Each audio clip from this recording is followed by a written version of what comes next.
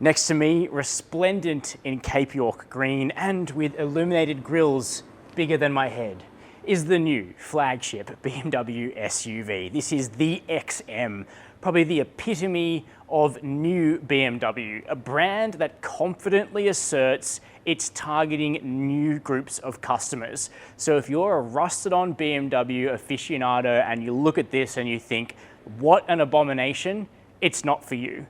The XM sits at the pinnacle of BMW M's new product tree. It's a large SUV, almost as big as the BMW X7 on an equal wheelbase to that car, and it is a plug-in hybrid, all things that are anathema to the old ways of doing things. Of course, BMW still does have some models which follow its classic DNA. There's a new M2, you can get it in a manual. It's about as close as you can get to a purist M car. And at the other end of the scale is this, the XM, 5.1 meters long, 2.7 tons in weight, and producing 480 kilowatts of power from a combination of its 4.4 litre S68 twin turbo petrol V8 and a transmission mounted electric motor. Whoa. Of course, all of the tells will be what this vehicle is actually like to drive on the road, which we're going to do shortly. But in today's video, I'm going to give you a tour of the BMW XM. This is a pre-production Australian car. I'm going to give you the details that you need to know about BMW's new flagship SUV, and we'll start by doing a little walk around of its outrageous exterior. Chasing cars, honest reviews of your next car. Brought to you by Budget Direct. I mentioned the illuminated grille already, which is finished in gold. It's a choice of gold or black trimmings on the XM, not the usual silver or black that you would find on almost every other BMW. But what you can see at the front is a front apron and a headlight structure that's reminiscent of the 7 Series and the X7, really indicating that the XM is a halo product, is a flagship product for BMW. But interestingly, while it shares its cluster architecture platform with lots of other big BMWs of the current era, there will be no BMW version of this car. It is an M product only, and it's also what BMW says is the halo flagship of its 50th birthday celebrations. This is BMW M's 50th birthday present to itself. And it really shows us where BMW's M division is going in future, whether you like that or not. And of course, you can express your rage or adoration below in the comments to this video. Now, moving further back, we've got a huge prominent front end on this car. It is still a petrol V8, so no small engines here. And there's no small wheels either.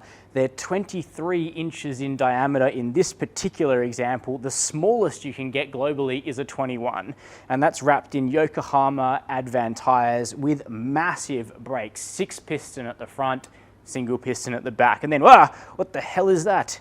Well, here's the charge port cover. This is where you're going to plug the XM into AC power to recharge its 25.7 kilowatt hour usable lithium-ion battery. This car shares both its motor and battery technology with BMW's electric vehicles, the iX, the i4, and the plug-in hybrids, but it's a big battery for a plug-in hybrid, and that's how the XM can actually achieve 82 to 88 kilometers of electric-only range WLTP. But most people who buy this car are not buying it because they're eco-warriors. You're going to buy an XM because you want to supplement the 360 kilowatt V8 with a beefy electric motor. And in this vehicle, it produces 145 kilowatts of power and 280 Newton meters all by itself, giving extra brawn to what is already a very large engine. Tracking down the side of the XM, you can really see how large this vehicle is. I'm 6 feet tall. It's taller than me. Now, not everyone's going to like this green and gold combination. It is kind of 90s Australiana almost, but in all black everything, a combination I usually despise, the XM looks amazing. So that's probably the way I would go. The interior is something else. We'll return to that in just a moment. It's so wide, it's so brawny. In fact, it's got a bunch of cues that are designed to remind you of BMW's M1 supercar of the 1970s. But to see what I mean, we'll need to have a look at the back end. If you thought the front end of the XM was outrageous, just check out the tailgate of this vehicle. Probably the first thing you're going to notice is that it scraps the idea of a central BMW roundel. You do get a black and gold XM badge located on the left side of the tailgate next to these very sculptural LED tail lights. But the only thing marking out that this is a BMW at the rear end are dual roundels that are etched into this incredible single frame piece of glass here. And that's a cue that was most recently seen on the M1 supercar in the 1970s. The X2 small SUV kind of has this as well. It's got roundels here at the back, but on this car, they're actually in the glass. Now, this is a real love it or hate it feature. For myself, I'm just taken aback by the car as a whole. I know that I'm probably not the target market. That's fine. I just think it is astonishing. And I kind of love it that BMW is being a little bit daring, even though undoubtedly that's going to turn off some of its blue chip customers. Now, moving further down the back end of the car, the rear diffuser is massive. You can see the gold highlights, and then we've actually got quad tailpipes, but they have this cool vertically stacked configuration. That looks really mean. No matter what you can say about the XM, you're just not going to mistake it for another vehicle on the road, are you? Now, outside, the XM clearly doesn't shy away from being extremely extroverted, and on the road, BMW is making massive claims about its capability, in particular its ride and handling, which it says no rival will be able to approach. Now, we will be very critically evaluating those sorts of claims when we can do our own independent testing on the road. But what I can tell you today is that the interior reaches new levels of chicness for BMW, even higher, I think, than the new 7 Series, which is technically the flagship of the range. The 7 Series and the i7, which I have walked around on the channel, you can find that on Chasing Cars, are very impressive. But the XM has a few features in the cabin which sets it apart completely from anything BMW has ever done before. And that starts with the use of less treated vintage leather as one of the available options for interior trim. And you get it up here on the dashboard and you get it on the doors. And you can do it in either a grey or a brown. This car has got the tan color as the secondary trim, and it's just gorgeous. And interestingly, it's actually designed to be a little bit better for the environment, a little bit more natural, because instead of looking for the most perfect sections of leather, BMW and its suppliers are just picking the most natural looking, so you can see scars in the skin, you can see insect bites and all those sorts of things which are a byproduct of leather being a natural product. Now, you may or may not want animal skin in your car, and that's completely fine, but in terms of its look and feel, it's very rich and it's very different to anything I've seen used before in a car, and that just stands alone as an interesting point.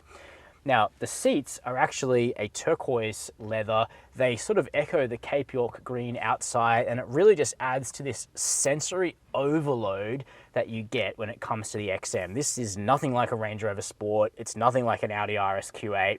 It really is a very distinct, very individual car, and I think a lot of people are looking for that. And it wouldn't surprise me if the XM does pretty well here in Australia and around the world. It's not focused on Europe. It's actually focused on China, the Middle East, and the US. And of course, we're going to get some here in Australia too. But what else are we dealing with in the cabin? Well, there are a lot of similarities to the X5, X6, and X7, which sort of sit around the same size point in the BMW range. But we are getting some new tech, including BMW's curved display, 14.9 inches, 12.3 inches here.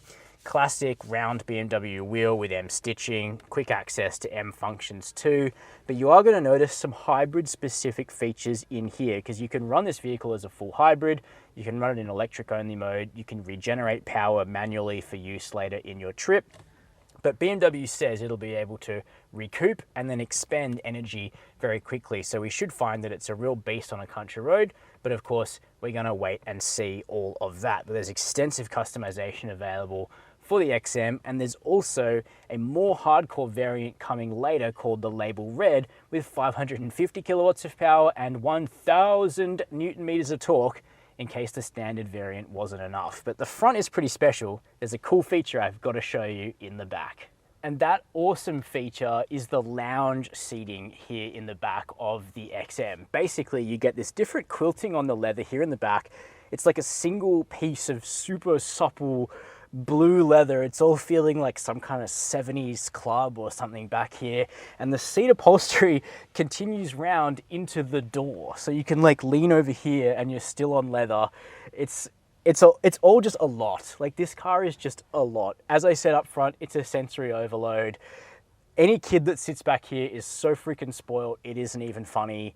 I don't know. I really like it. I think it's so different. I think it's out there. I haven't seen anything like it really. It's cool. You can let me know what you think down below. But a very soft, very supple and sumptuous place to sit back here. Loads of soft materials. We've got that vintage leather. We've got metal. We've got the Bowers & Wilkins diamond stereo. And we have a 3D headliner with ambient lighting. So like the extra version and the stuff just keeps coming in this car. So that's how it really is so different to something like an X6M competition or an X7, M60 or whatever it's called. This thing is just way more out there. They sort of share underpinnings. Of course, this has got the plug-in hybrid, which will also come to the next M5, but the XM is just so crazy, and I think that that's kind of something to love in an environment where cars are often so samey. Of course, you're welcome to disagree. That's what the comments are for. So that's a first look at the XM. It's big, it's bold, it's brash, it's powerful, it's expensive. It's got 88 k's of electric range and yet also has a petrol V8.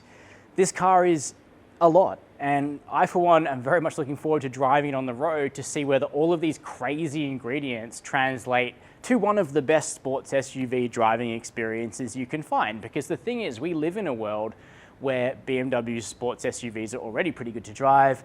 The Cayenne Turbo and Cayenne Turbo GT are sort of standard setters here. The new Range Rover is very good to drive. So where is the XM going to fit? That's what we're going to find out, I guess, in the next installment of this story. But just in terms of curb appeal and in terms of interior and tech, there's a lot to like here if you're the kind of person that looks at the XM and thinks, I gotta have it.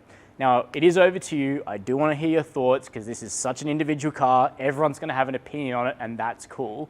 Let me know down below and we can fight it out there. While you're there, hit subscribe, hit the notification bell, and as always, thanks for watching Chasing Cars.